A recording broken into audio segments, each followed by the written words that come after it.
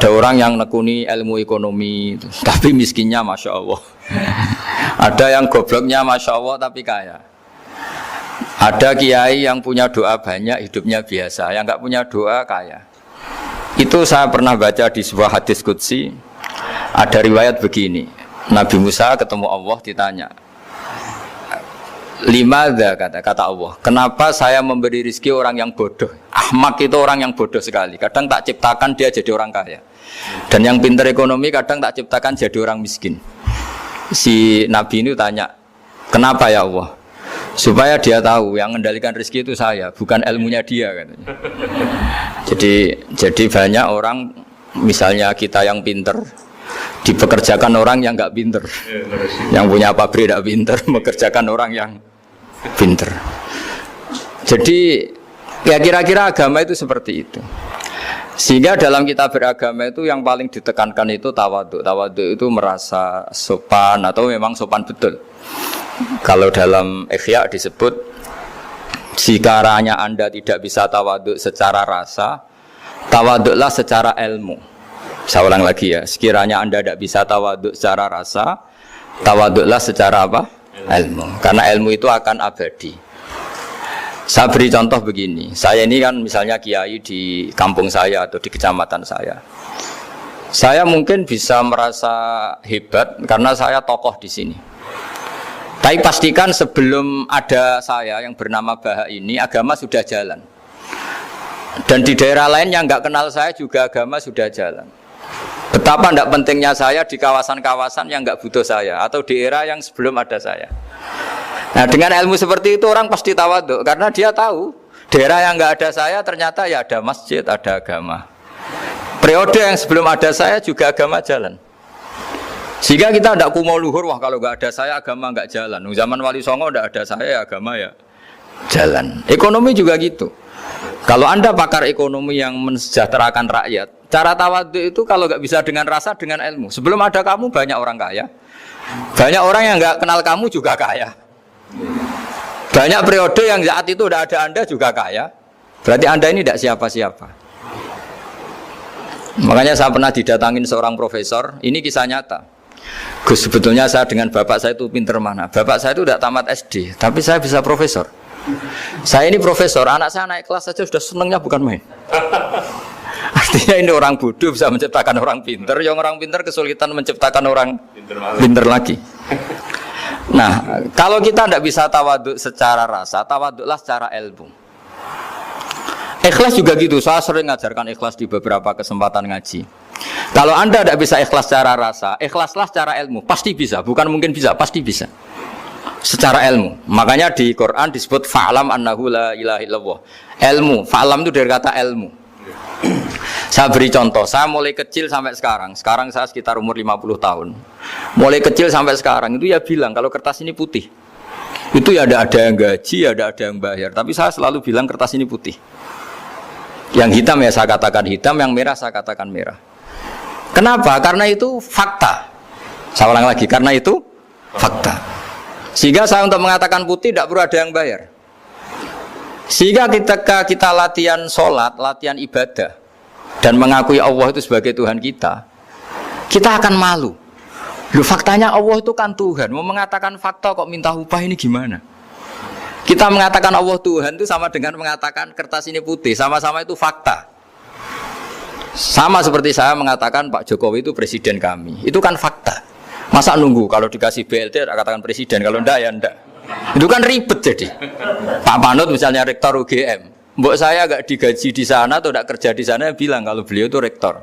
Pak Ganjar gubernur Jawa Tengah, mbok saya dikenal apa enggak ya beliau tetap gubernur. Lama sekali kita mengatakan fakta itu ikhlas. Ikhlas itu artinya enggak minta apa-apa. Karena kita ingin ngomong sesuai fakta. Nah, Allah Tuhan itu fakta gitu. Nah, kenapa untuk mengatakan Allah Tuhan nunggu? Bah, saya ini Tuhan kamu. Ya nunggu dulu Gusti, kalau engkau masukkan kami ke surga, engkau Tuhan. Kalau enggak ya enggak jadi. Tidak bisa seperti itu. Ya Allah tetap Tuhan. Nah, kalau Anda tidak bisa ikhlas secara rasa, ikhlaslah secara ilmu. Ilmu ya tadi kita akan selalu bilang yang putih putih, yang hitam hitam. Makanya ini pentingnya ilmu. Tawaduk juga gitu. Kalau Anda ditakdir orang yang GR, yang gede rumongso, ditakdir orang yang kumo luhur, secara rasa bisa dilawan secara ilmu. Ada periode di mana sebelum ada kita yang kaya ya banyak, yang dapat hidayat ya banyak, yang terpelajar ya banyak. Ada daerah yang nggak kenal kita, nyatanya pendidikan di situ jalan, sistem sosial baik. Betapa tidak pentingnya kita. Nah ini nanti memaksa kita atau melatih kita untuk tawaduk. Nah dari hikmah ilmu itu kemudian kita minta maaf sama orang lain itu mudah. Karena kita sadar bahwa adanya kita ini problem. Saya sering digojlok orang-orang kaya. Orang-orang kaya itu ya kadang agak kurang ajar tapi nggak bisa dibantah. Begini, pernah tanya saya gini, Gus, saya ini punya mobil mahal, harganya 2 miliar. Kayaknya yang berak pakai jalan raya saya kan. Kok bisa bayarnya pajak saya mahal? Sehingga kayaknya paling pantas saya. Yang naik ontel itu kan nggak bayar pajak, harusnya nggak boleh pakai jalan gitu. Terus saya bilang, mbah-mbahnya yang naik ontel itu pejuang, bapak kamu nggak, kata saya. Kamu nggak warisnya, kata saya. Artinya ada teori dalam kitab hikam itu kitab tasawuf dalam pesantren. Itu kebaikan saja di soal. Misalnya begini, kita ini bangga sebagai urip yang tertib, hidup yang tertib di kantor, di tempat-tempat pekerjaan. Tapi kalau itu semua terjadi, kalau ada kecelakaan di jalan itu gak ada yang nolong langsung. SAR paling efektif, tim penolong paling efektif itu ya orang-orang nganggur itu. Orang-orang yang di jalan-jalan, di perapatan itu kalau ada kecelakaan langsung nolong. Itu nanti ambulan itu yang kedua, ketiga, yang nolong pertama ya orang-orang yang nganggur-nganggur di jalan itu. Ada orang tersesat nolong. Maka ketika seorang sahabat tanya, ya Rasulullah, kalau engkau melarang kita jagongan di jalan, itu kita tidak bisa. Tapi kata Nabi, ya silahkan saja, tapi adu haqqat thoriq, hak kamu di jalan itu datangkan. Apa itu? Ya kamu bisa amar ma'ruf nahi mungkar. Coba kalau di terminal, di tempat publik banyak orang yang soleh, itu nanti copet ya sungkan. Yang mau jambret ya sungkan, karena yang di situ orang-orang soleh. Nanti yang nggak sholat juga sungkan, karena yang di situ banyak yang sholat. Jadi kenyamanan orang pergi jauh di tempat-tempat sepi itu ya barokahnya orang-orang nganggur terus ngaji, wah nengkono masih rame ya, ada orang yang di perapatan, di pertigaan. Bayangkan kalau ini orang-orang soleh, pasti itu nyaman karena wilayah publik dihuni orang-orang yang soleh. Tapi orang pasti bilang itu nggak tertib. Kita inginnya hidup ya tertib di kantor atau yang suka di masjid di masjid. Tapi kalau itu terjadi, itu nggak ada tim SAR gratis yang setiap saat kalau ada orang kecelakaan nolong. Makanya dalam makalah hikam itu paling masyhur diantaranya itu manusia itu siapa? Manusia itu mangkanat mahasinuhu masawiya, fakih falatakun masawihi masawiya. Manusia itu orang yang saat baik saja ada salahnya, apalagi pas salah. Jadi kalau kamu punya toko lagi laris dan saat laris itu Anda ngerumat keluarga Anda melakukan kebaikan pada keluarga Anda, pasti ada toko lain yang termahjubkan, yang tersingkirkan. Makanya saya pernah diskusi sama kiai besar, guyonan sama saya. Kita kalau kiai besar sebaiknya kalau diundang di musala kecil datang apa enggak? Kata kiai yang satu, jangan datang Gus, itu jatahnya kiai kecil. Terus kata yang satu, datang Gus sebagai bukti tawaduk bahwa kita kiai besar pun mau diundang yang kecil. Akhirnya kita ini ya kadang datang kadang enggak, karena kadang kita enggak datang supaya jatah rezeki kiai kecil enggak terambil. Kadang ya mau datang supaya dikira tawaduk. Makanya kalau seorang profesor sering terubah di bawah itu ya kasihan yang S1, SPDI itu kan nanti enggak jadi bintang kalau profesornya sering turun. Kalah terus itu.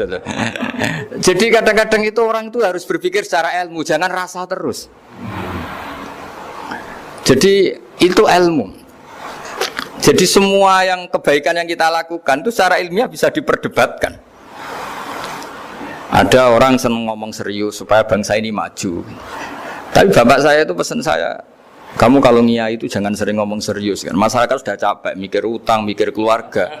Udah gitu sowan kiai dijak ngomong serius lagi nanti capek kan.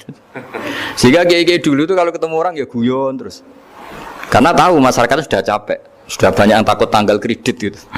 Sudah takut tanggal kredit, takut problem sowan kiai diancam neraka lagi, itu kan ketakutan berkali-kali. Jadi makanya ini kan kebaikan itu dievaluasi karena kita tidak nabi, tidak wali. Jadi kalau kata hikam itu apa yang Anda kira baik itu ada masalah. Apalagi sedang masalah. Saya sering cerita ada orang suami istri harmonis sekali. Itu tanyakan ibunya, pasti mulai gak peduli dengan ibunya karena terlalu harmonis dengan istri. Oh itu pasti bukan mungkin lagi. Jadi jangan tanya istrinya, tanya ibunya. Oh jok nikah lupa saya, ngalor ngidul sama istrinya. Tanyakan temannya, wah itu jok nikah lupa temennya. Tapi yang baik sama teman, tanyakan istrinya, jatah belanja untuk ngopi. Ya begitu terus itu. Jadi siklus sosial itu. Nah, di sini pentingnya saling minta maaf karena dalam kebaikan kita pasti ada kesalahan. Ketika karir kita baik di pemerintahan maupun di kampus, pasti dengan sendirinya ada yang agak tersingkirkan. Meskipun itu sudah hukum alam, tapi apapun itu kita harus minta maaf. Makanya banyak saya sering cerita berkali-kali. Dulu itu ada dua nabi yang seangkatan. Itu luar biasa debat ilmiahnya, tapi debat baik. Mulai dulu ya ada polemik itu ya mulai dulu ya ada. Yang Nabi Yahya itu suka berkawan orang-orang soleh. Kalau ditanya kenapa kamu berkawan orang-orang soleh, ya enak lah karena berkawan orang soleh. Yang Nabi Isa sering berkawan orang-orang yang nggak jelas. Ditanya kenapa anda suka berkawan orang-orang yang nggak jelas, innama ana tabibun udawil mardo. Nabi dan kiai itu ibarat dokter, ya tentu menyembuhkan yang sakit. Kalau anda seorang dokter pasti neliti daerah-daerah pandemi, masa neliti daerah sehat? Nah, jadi dulu bapak wasiat ke saya gitu, kowe nak jadi kiai kayak bengkel, jadi kiai itu kayak bengkel, kalau nggak siap dadani orang nggak jelas ya jangan jadi kiai kan. Itu ya, tapi kan masalahnya kita sendiri solehnya pas-pasan, takut terkontaminasi. Jadi yang jelek bukan jadi baik, kita yang baik jadi jelek. Nah itu kan mulai dulu ya polemik, sejauh mana kita punya kekuatan untuk tidak terpengaruh yang negatif. Yang negatif terpengaruh kita menjadi positif. Jadi ini cerita-cerita sawalan bahwa dalam kebaikan kita itu ada kesalahan. Maka kita tetap istighfar, tetap saling minta maaf. Dulu bapak saya kalau diceritain ada seorang kiai sampai sepuh jadi imam masjid, istiqomah sekali. Dulu bapak saya itu guyu. Ya istiqomah, tapi wong liya terus ra iso dadi kader. Jadi calon-calon kiai ini sudah putus asa karena nggak pernah punya kesempatan jadi imam. Jadi di balik istiqomah itu ya ada memahjubkan orang lain. Makanya alhamdulillah di Indonesia itu ada pegawai pensiun. Kalau enggak habis itu. Karena yang anyar-anyar itu mesti ini kurang pengalaman, ini kurang senior. Tapi barokahnya ada pensiun kan gantian. Tapi masalahnya di dunia kiai itu udah ada pensiun. Tambah sepuh tambah mantap, tambah sepuh tambah mantap. Nah itu sebaiknya ya mulai mundur-mundur sedikit dari imam masjid itu. Ya nyari-nyari yang lain lah supaya ada kaderisasi, ada. Jadi intinya itu di balik kebaikan yang kita lakukan pun itu ada masalah sehingga kita butuh istighfar. Di sini pentingnya dawuhnya para wali-wali, dulu ada istilah wastighfaruna yahtaju ilal istighfar. Ketika kita minta maaf, sebetulnya minta maaf sendiri itu butuh minta maaf lagi. Minta maaf lagi itu butuh minta maaf lagi. Misalnya saya dengan Mas Hilmi ini akrab, pernah pakai uangnya misalnya. Itu kadang kita bayar itu malah tersinggung, kok kayak orang lain saja bayar. Minta maaf juga gitu. Kalau kamu punya teman akrab terus minta maaf resmi itu tersinggung. Kayak wong liya ae jaluk sepuro. Jadi kadang jaluk sepuro itu malah masalah. Itu kan sama, kamu punya teman akrab terus kalau mau main assalamualaikum, saged masuk napa boten? Angsal boten. Boleh enggak main? Itu mesti teman kamu tersinggung. Kok kayak orang lain saja. Artinya ketika Anda merasa benar karena protokoler ketika masuk ke teman, ternyata itu salah. Teman kamu maunya enggak protokoler karena sudah akrab. Tapi ketika kita merasa akrab, ternyata selonang-selonang dianggap problem, kita tidak pernah tahu. Nah di sini kata ulama-ulama, minta ampun itu kebutuhan manusia, karena dalam kebaikan kita pasti ada kesalahan. Makanya disebut wastighfaruna yahtaju ilal istighfar. Kita selalu diajari Rabbana dzalamna anfusana, ya Allah kita ini selalu mendolimi diri kita sendiri. Jadi saat kita baik pun ada unsur kesalahan. Yaitu tadi, kalau Anda jadi orang pasti ada yang termahjubkan.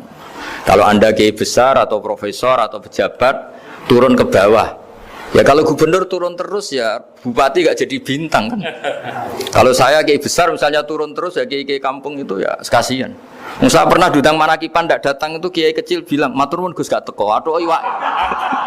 Aduh iwae gak untuk saya katanya. Barokahnya saya ada. Itu lucu ya matur nuwun betul. Matur nuwun Gus jenengan gak dugi jadi. Akhirnya jatah besarnya untuk saya. Nah, tapi yang punya rumah komplain. Gus tak udah ngeratau teko PP aku wong cilik. Aduh. Nah ini saya harus mendahulukan versi Sohibul Bait yang punya rumah apa versi Kiai yang termahjubkan. Artinya pilihan apapun saya harus istighfar karena ada saja unsur salahnya. Ya makanya ini kan makanya ya saya minta UGM juga saya sering undang saya terus nanti dikira karena kampus besar Gus Bak mau juga keliru lagi. Kalau 1-2 kali mungkin boleh, kalau keseringan ya nggak boleh. Nanti itu dikira saya maunya hanya sama kampus besar, padahal saya sama RT ya sering datang juga.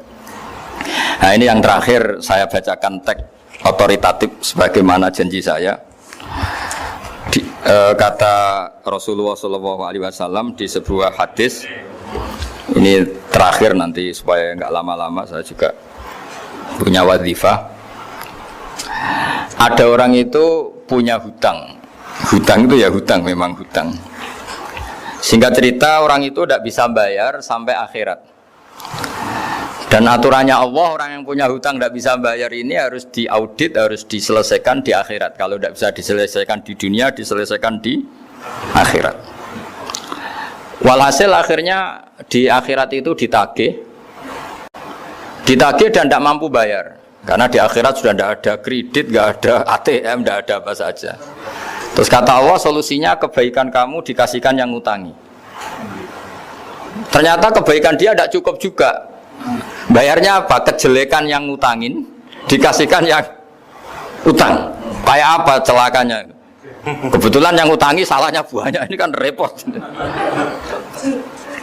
Tapi Allah itu tidak suka kalau ada orang mukmin yang satu saudara kemudian masuk neraka karena saudaranya ini.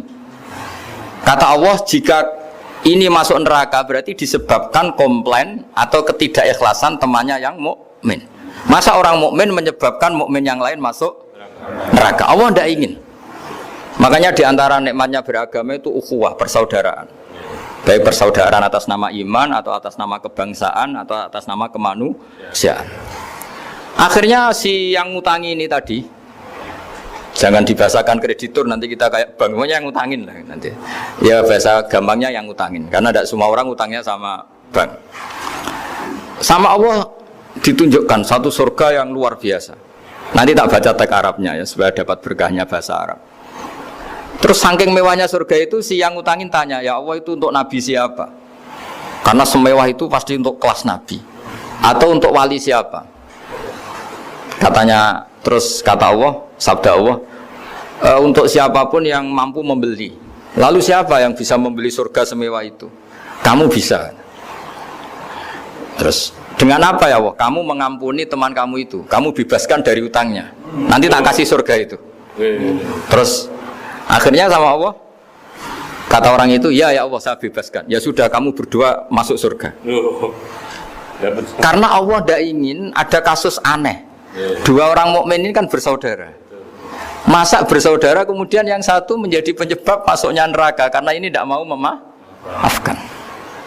Artinya kalau kita syawalan itu harus benar-benar mau memaafkan, karena kalau tidak Anda menjadi penyebab teman kamu masuk neraka.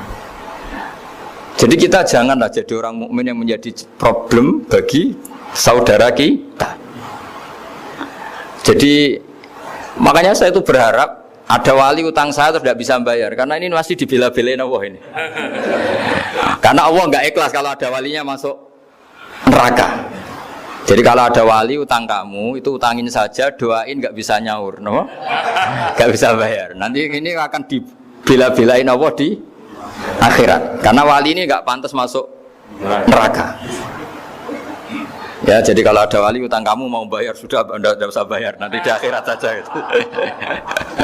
Lah yang ribet kalau yang kamu utangin dia ahli neraka, kamu nagihnya disuruh masuk neraka. Nah, itu ribet itu. Sudah utang dia ahli neraka. Ya tak baca teksnya supaya ini ada di kitab Ihya halaman 197 juz 2. Status hadisnya waqala shahihul isnad, kata Imam Hakim hadis ini shahihul isnad.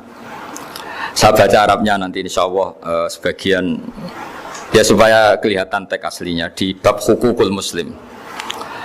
Bainama Rasulullah sallallahu alaihi wasallam jalisun izdhika hatta badat sanayahu. Nabi ketika santai-santai duduk tahu-tahu tertawa sampai gigi depannya itu kelihatan. Jadi tertawa sangat sampai gigi depannya kelihatan. Yang notabene beliau sering hanya senyum, kali ini tertawa betul sampai gigi depannya kelihatan. Faqala Umar radhiyallahu anhu ya Rasulullah bi abi anta wa ummi mal ladzi adhakaka. Apa yang bikin kau sampai tertawa seperti itu? Qala rajulani min ummati jasaya baina yaday rabbil izzah. Dua lelaki dari umatku sama-sama sungkeman nuntut keadilan di depan Allah. Jasaya itu sungkem, duduk bersimpuh itu kalau dalam bahasa Arab itu namanya jasiyah gitu. Faqala ahaduhuma ya rabbi khudli madlamati min hadza. Faqala wa rudda ala akhika madlamata. Qala ya rabbi lam yabqali min hasanati syai'un. Faqala wa ta'ala li talib kaifa tasna'u bi akhika wa lam yabqa lahu min hasanati syai'un. Faqala ya rabbi falyahmil anni min auzari. Kalau kebaikannya dia tidak cukup, ya salah saya supaya dilimpahkan ke dia. Terus summa fadat aina Rasulillah sallallahu alaihi wasallam bil buka. Nabi di tengah-tengah cerita itu nangis. Senangis-nangisnya karena habis seneng lalu nangis karena ini kan kebaikannya sudah dikasihkan habis enggak cukup. Akhirnya kejelekan yang utangin ini diberikan. Makanya kalau kamu ingin masuk surga, utangi orang-orang soleh sebanyak-banyaknya. Dan doain nggak bisa apa? Nyaur. Tapi tak jamin orang soleh itu nggak suka utang. Karena hidupnya sederhana. Kayaknya saya tidak akan utang Mas Ilmi itu. Karena orang soleh itu hidupnya sederhana, pasti tidak butuh. Kalaupun utang paling ya untuk makan, kan gampang nyaurnya apa? Terus kata Rasulullah faqala inna dzalika yaumun azimun yauma yahtadun nasu fihi ila ayuhmala anhum min auzarihim. Terus fayaqulu wa ta'ala lil mutadzallim irfa basarak. Coba kamu lihat yang di sana itu ada apa? Fanzur fil jinan, coba surga itu kamu lihat. Faqala ya rabbi ara madaina min fiddatin wa kusuran min dhahabin mukallalatan bil lu'lu'. Saya melihat surga yang begitu mewah, semuanya bertatahkan intan, semuanya materinya dari emas, bertatahkan intan. Lalu li ayyi nabiyyin hadza? Itu untuk nabi siapa? Terus awli ayyi siddiqin awli ayyi syahidin. Terus qala Allah hadza liman a'tas saman. Itu untuk siapa saja yang mampu beli. Qal ya rabbi wa may yamliku dzalik? Siapa mampu beli surga semewah itu? Terus kata Allah anta tamlikuhu, kamu bisa. Qal bimadza ya rabbi, dengan apa? Qal bi afwika an akhika. Cukup kamu memaafkan saudara. Jadi kalau maafkan tidak pakai uang itu kurang seru. Yang seru itu punya teman utang 1 juta dimaafkan. Jadi memaafkan paling seru itu maafkan apa? Utang. Kalau maafkan sama-sama salah miso apa itu enteng itu. Ini yang seru itu teman punya utang 1 juta kamu itu seru itu. Lain nanti aja di akhirat itu. Nanti itu ada di akhirat itu. Ya nanti notanya di bawah kalau gitu. Ya, bi afwika anakhika. Jadi surga semewah itu maharnya atau harganya cukup memaafkan saudara kamu. Terus qala ya rabbi qad afautu anhu. Sudah Gusti, sudah sekarang saya maafkan. Fayaqulu wa ta'ala khud bi yadi akhika fa'adkhilhul jannah. Ya sudah sekarang kamu berdua sama-sama masuk surga. Karena ini orang soleh, enggak pantas masuk neraka. Yang punya utang ini enggak pantas masuk neraka. Nah ini yang ribet kalau yang utang ya ahli neraka, yang utang ya ahli neraka. Ngapain debat utang, wong kamu sudah ahli neraka. Hanya tanpa kasus utang pun sudah jatah neraka. Ini ribet kalau ketemu orang-orang yang jatahnya ada di surga. Cuma qala sallallahu alaihi wasallam ittaqullaha wa aslihu dzata bainikum fa innallaha ta'ala yuslihu bainal mu'minin yaumal qiyamah. Jadi di antara proyek besar Allah itu menjadikan orang mukmin itu bersaudara dan saling memaafkan. Itu sampai akhirat proyek itu masih dilakukan Allah. Maka ketika di dunia kayak sawalan ini usahakan saling memaafkan karena keinginan Allah sampai akhirat pun seorang mukmin itu saling memaafkan. Ya, jadi ini sebagai penghormatan saya pada teman-teman alumni UGM juga semua muhibbin, semua yang memanfaatkan ngaji ini bahwa kita harus berjiwa besar untuk saling memaafkan. Ya, saya kira demikian dan mohon maaf. Assalamualaikum warahmatullahi wabarakatuh.